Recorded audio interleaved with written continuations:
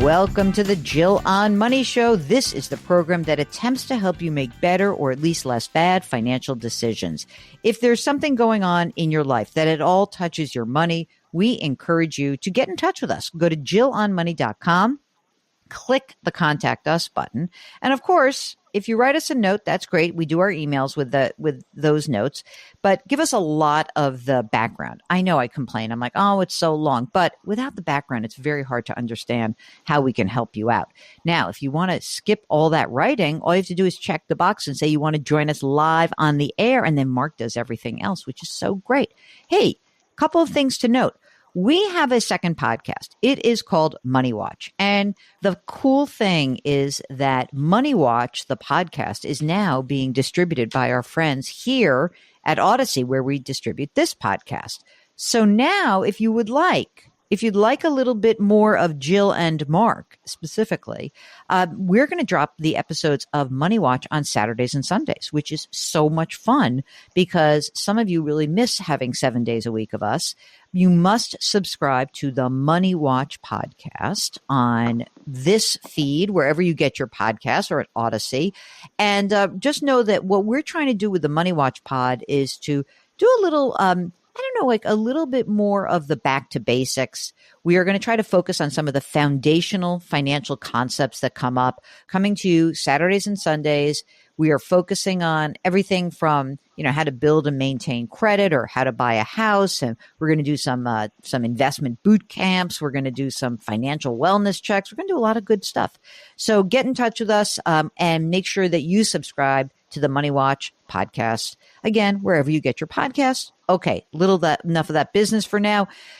Today, we have an exciting guest. We have Tim, who joins us from none other than the south of France.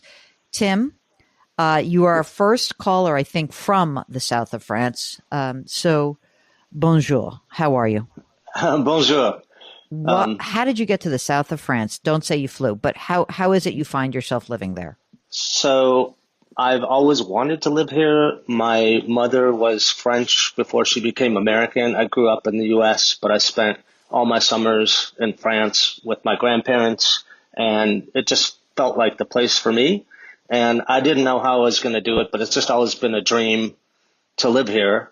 And a few years ago, I kind of abruptly ended my employment voluntarily, but I felt kind of managed out of the company I was in. Mm-hmm. And I kind of looked at the numbers and I was like, you know what, I think we can afford to live there. And that's amazing. So we just moved there. Who's the we in this? Oh, my wife, Judy. Tim, how old are you guys? I am 60 or about to be in April. Mm-hmm. And Judy is about to be 55 in April. Okay. And do you guys have kids? Nope. No kids. And are you both working from France? Neither of us are working. I retired at 58, as I said, kind of earlier than I expected. Mm-hmm. My wife retired many years earlier just because she didn't like working anymore. And I always owned my own home, so it wasn't really – there weren't a lot of expenses, so it just made sense for her to not work if she didn't want to. That's so great. So what is the source of your income right now? So I had a deferred compensation plan, and that I didn't have any choice. It just started paying out when I quit. Mm-hmm. And it's going to dwindle down because some of it was payout at 3 years. Some was over a 5-year schedule. Some was over a 10-year schedule. But for the next 8 years or so, we still have about 60 dwindling down to 40 grand a year from that. Mm-hmm. We have a hold on, wait, can I just stop you 1 second? Yeah. So in 8 years, when will it exhaust at 40 grand in 8 years? So after that, so it goes from 60 to 40, and in 8 years, when you're 68 years old, then there will be no more money from the deferred comp. Yeah. Okay. Yeah. And that's just because it's my own money being paid back to me. It's not annuities or anything. I got it. Okay. What else do we have? So that 60 to 40. Got it. Right now, there is about $110,000 coming in from just bank accounts, like cash, like interest, like CDs and like high yield savings. And all of these accounts are kept in the U.S., right? Yeah. Okay. Everything I'm going to say, there's one small carve out. I have about 100 some thousand euros in euros in a French bank. But I haven't really committed to bringing over too much cash. That's one of my real risk factor is just exchange rates Yep. because those go up and down. Right. They're pretty favorable right now, so I'll probably bring over some. But anyway, that's something I'm pretty comfortable managing. So are you saying, I just want to make sure I understand this. So you are telling us that you have $110,000 in interest coming from bank accounts. What is the actual amount of money in those bank accounts? I'm only counting interest. I'm not counting stuff that's inside an IRA or whatever. Yep, This is I just, got you. I could spend this. Taxable accounts inside and outside of my brokerage, but just looking at kind of cash accounts, we have about 1.9 million cash in a brokerage, Okay. and then about 1.8 million in just banks. Okay. I got it. I see how this is working so well for you. Okay. So bank accounts, taxable brokerage, a silly amount of money over, $3 million, 3.7 million. Yeah, that's like 5 lifetimes for me.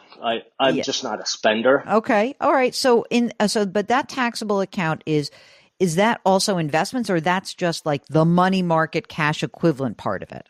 Yeah, that's just pretty much money market. Okay. So what else do you have that's outstanding in terms of investments in that tax? So of that taxable account, if 1.9 is cash, what's in the investment side?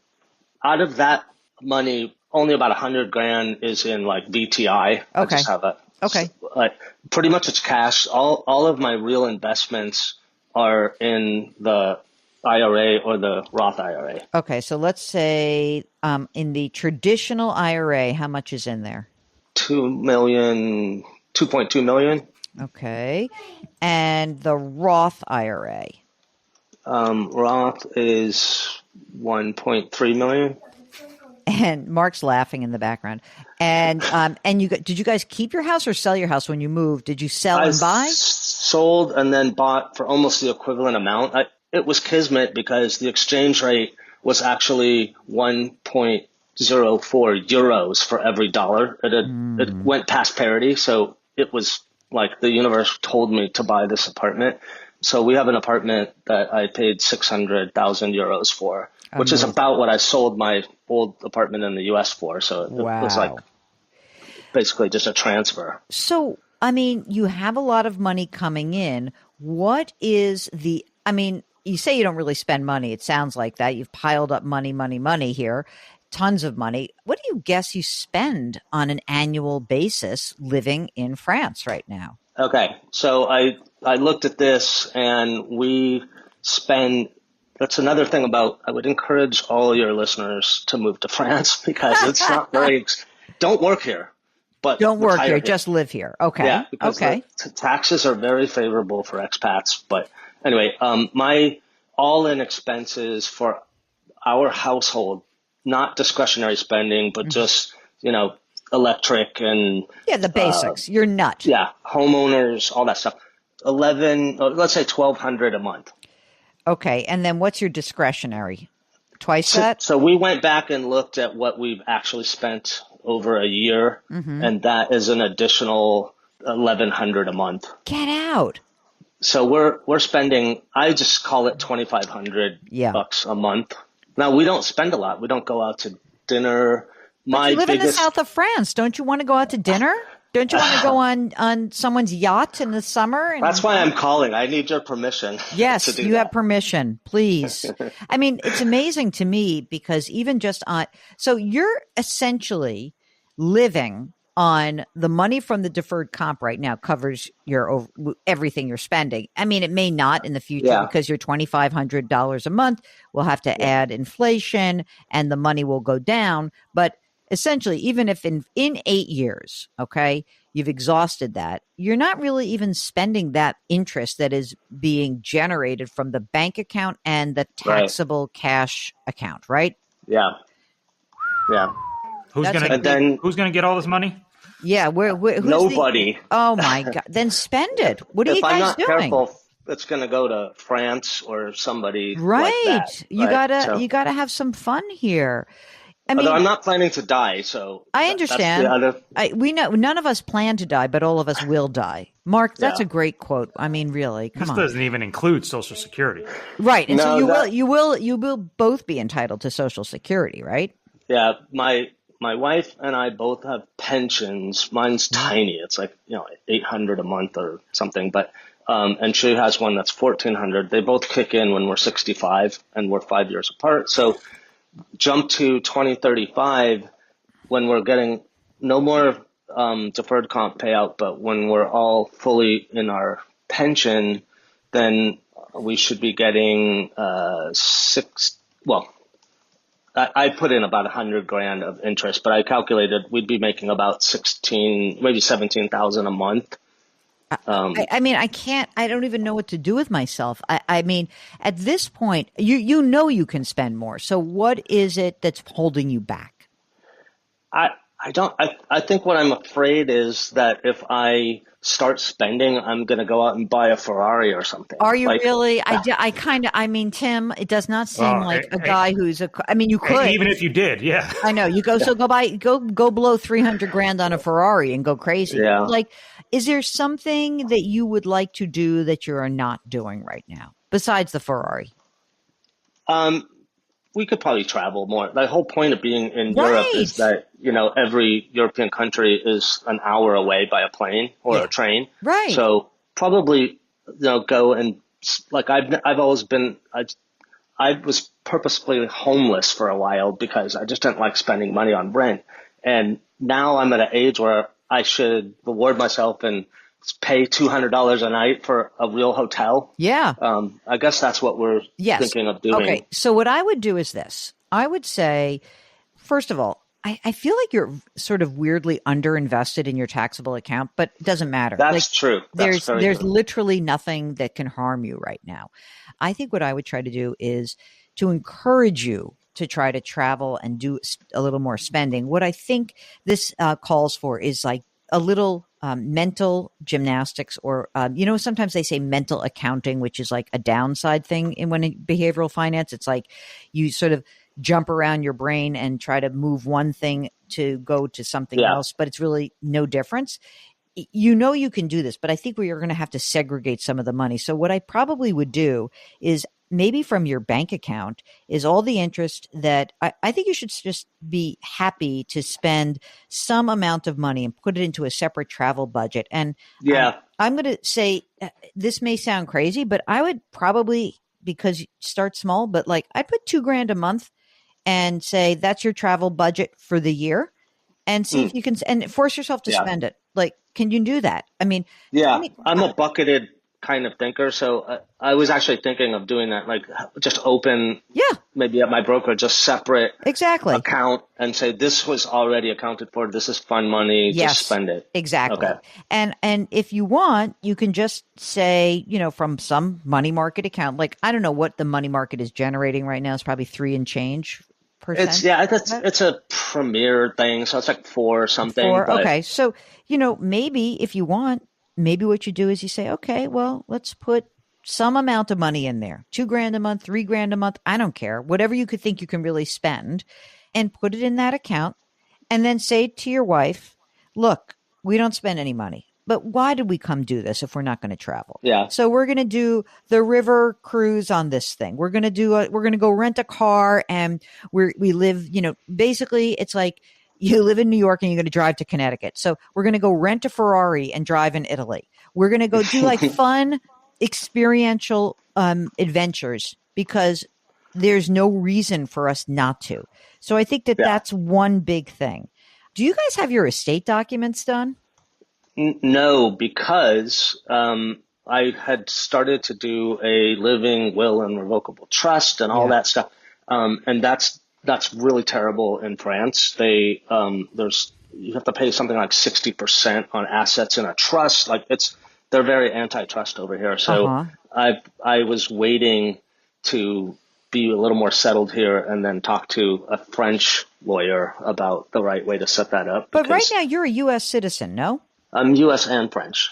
You have dual passports because you had I French do. parents. My wife doesn't, but we're both technically tax resident in France. And so if you die there is a big estate tax liability is what you're telling me. Yeah, they take at least 60%. Which I'm fine with. Hold on a second. I don't. I love that you're fine with it. Are you guys philanthropic at all? Do you give money away? No. Okay. To be honest, my philanthropical aspirations are post-death. Okay. I don't mind leaving money to a great charity, but I don't even spend it on myself. I'm not going to spend it on someone else while I'm alive. Okay, fair enough. Nieces, nephews that you have to help out or anything like that? Or Not want to really. help? Okay. So yeah, friends' children. Okay. More, I love maybe. that. I love being like a Brewster's Millions to someone who doesn't actually expect it. So I think one thing to consider is that when you meet with this French estate attorney, because it sounds like it's kind of sticking now. You bought property there and everything. I think what you really want to make sure is that you have the right kind of vehicles in place so that, again, even though you don't have no problem with the French government taking 60%, I do. So I'd like to avoid that. And maybe there is a way to set something up for a future, a friend's kid, a charity upon your demise, whatever. And at least get those documents in place. Otherwise, I do think that, I guess, I don't know how French estate law works. Is the tax levied at the first and second death or just at the second death of a couple? I think for married couple, it's second. So, you just don't want to saddle your spouse who's younger and, probably has a more likely to outlive you with that responsibility. So I would get going on that. Yeah, I'll do that. In the meantime, gosh, I don't know. Like I'm so happy to come visit and help you spend money. I would easily spend $2,000 a month on travel. Not even a question. What I'm going to start doing is maybe I will treat myself to a Diet Coke when we do go out, because Diet Cokes here, like a can of Coke is like $4 at a restaurant. Dude, that's where you're going to draw the line? A can of Coke? Okay. I mean, that gives me some license to do that. I'm going to give you license to do a lot more than that. I think you got to spend some money on a therapist. Yeah, exactly. Good idea, Mark. You know what I'm going to suggest to you? Do you want to go spend a lot of money? Go to La Massardière in the middle of the summer and go have dinner up there and overlook the beautiful Mediterranean and blow some money and get used to spending some money. It's not that hard. I'll get you used to it very quickly. I'm thinking about moving all that cash into a tax-free money market account because I'm taxed in France on, not really taxed, but it's complicated, but there's a incentive to reduce my earnings on record. Okay. So I'd rather earn less but pay less tax. Okay, fine. Go for it. Is there any risk with putting like $1 million in a single money market account in a money market mutual fund? I mean, I guess are you with a very large financial institution? Yeah. Okay, then no. Then that's not a problem. Okay. And then I'm also thinking of buying the Schwab SCHD to get qualified dividend income instead of ordinary income. Yes, it's better tax treatment. Fine. Okay. And I'm thinking of skipping enrolling in Medicare Part B. I don't have any intent to move back. I know I'm risking a penalty if I do move back to the U.S., but I don't think that's going to happen. So I was just going to deny Part B coverage. Especially because you have healthcare in France, then probably doesn't make a huge amount of sense to you. Something could change, obviously, between now and then.